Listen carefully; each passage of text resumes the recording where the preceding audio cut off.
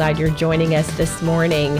We are joined by Mary Bruno. Mary is the founder and executive director of FamBase, and she is a speaker, and she is now an author. And we're so happy to talk to Mary about her book. Good morning, Mary.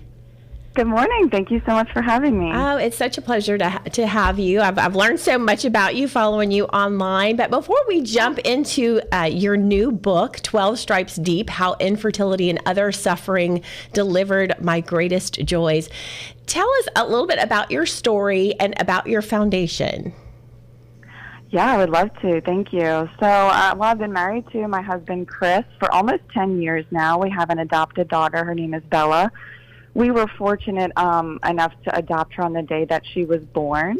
And I always experienced severe pain with my cycle. And once we got married, we started to experience infertility right away. So that had a really big impact on my life.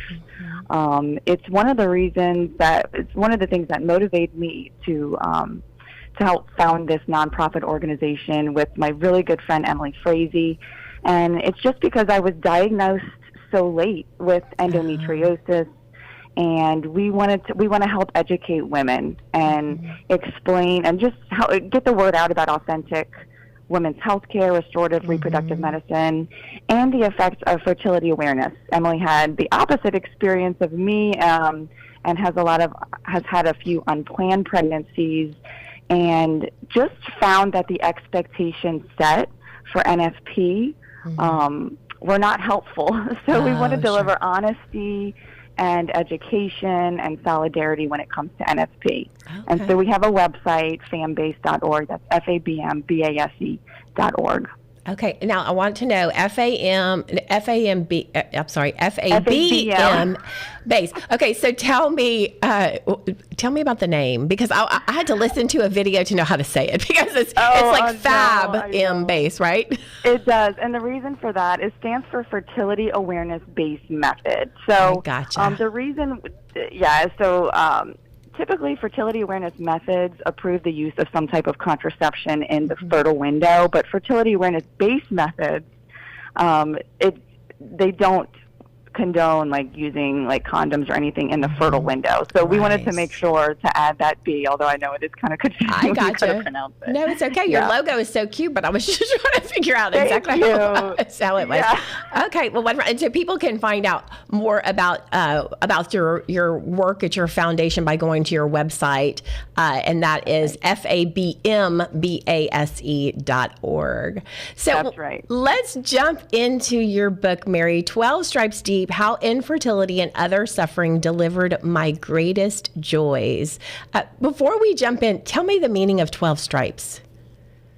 Oh, okay. Well, you're going to get a lot of it throughout the different chapters, but I'll give you a little bit of a synopsis here. Basically, I've had 12 surgeries, and I have a little over 12 unique scars. And so that's a big part of my story, going through the surgeries, which we're dealing with the severe pain and the infertility. But basically, just like scars cut really deep into us physically, these were experiences that cut very deep into my heart, but ultimately transformed me. Yes. So I also, I know this will surprise a lot of people, but again, you'll read about it in the book that I like to rap. I'm a rapper. And so that's awesome. So 12 Stripes Deep is one of the lyrics. So you'll see some of my lyrics sprinkled throughout the book. And so, but it's all explained in there. But I just wanted something to really just grab your attention like that and kind of pique your curiosity to learn more about those experiences. Can we go to YouTube to hear some of that? Right. Rap? Can you rap a little for us? Well, where do we go? If you go, so on Instagram, my personal Instagram page is White Lotus Blooming. If you go to my IGTV, you can find my rapping there. Okay. Okay. So we can't put you on the spot to doing rap that alone right this now. morning. I'm just not Okay. prepared for that at the moment. Well, there you go. Damien's going to give you a little. Oh my little gosh, beat there. there's your You got a beat for me? That's your beat. Okay, well, we're quickly going downhill, so let's get back. Let's get back to your book, Mary. So tell us about your book. So when you were on this journey of being diagnosed with endometriosis and discovering that you were infertile and eventually having to have a hysterectomy at a young age. Yeah. You decided to journal about this, or you had a blog. Right. Correct. Okay, and is that what did the blog kind of lead to the book?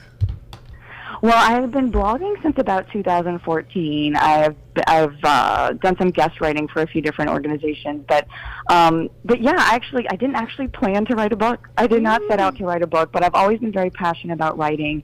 And since I had this new story, God really it's just like this writing passion awakened inside of me. Wow. And infertility is the hardest thing I ever experienced in my life. Yes. And early, especially as a young Catholic woman in a culture that tends to put a really big effort on biological children, and also with the severe pain that I had, I feared, my biggest fear was needing that medical hysterectomy eventually.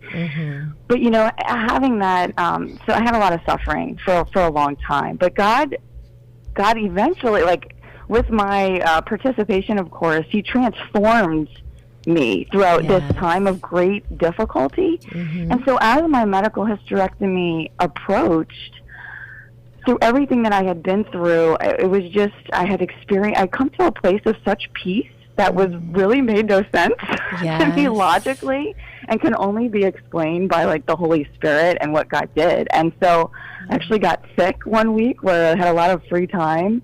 And so I planned to write a blog series to just explain this message of hope, that how I got here, that seemed so unlikely. And then it was just after that where I really felt the tug of the Holy Spirit to say, this story needs more. You need more. Wow. And so that's when I didn't have a lot of confidence at first. I didn't think I could write a book.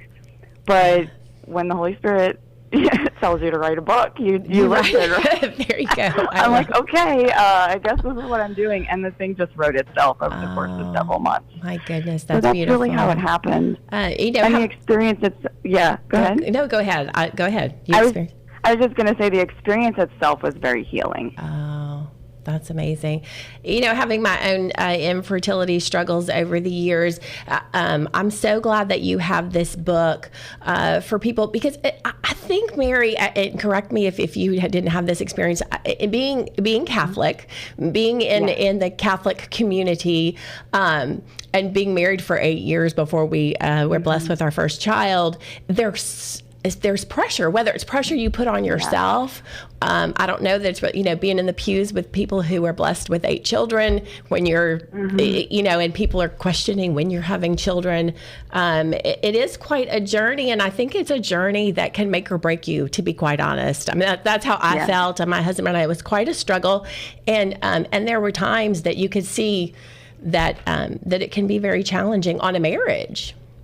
Yes, it's all of it. It's every single thing that you're saying. I would say that made it the hardest, just being around other Catholic women who got pregnant so easily, and just the nature of the church in general. I think that there's an important emphasis on the culture of life, which is very good, but it just unintentionally, we kind of tend to isolate the infertile woman.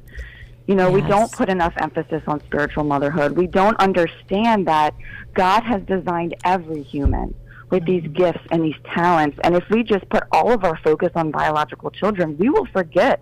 We will not realize or unpack and really unleash all the ways that God intends to bring new life into the world through us.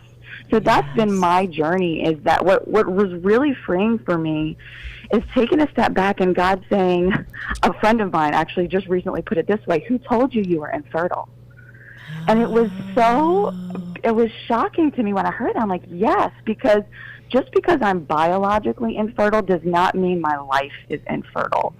There are so many ways God brings new life into the world other than biological children, and those are just as important.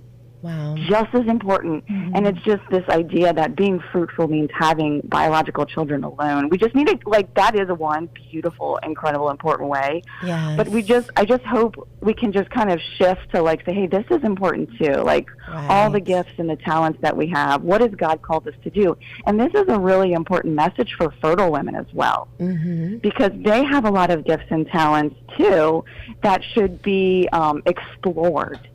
You know, my book is written from the perspective of an infertile woman, but I really wanted it to address, like, what does it mean to be a woman?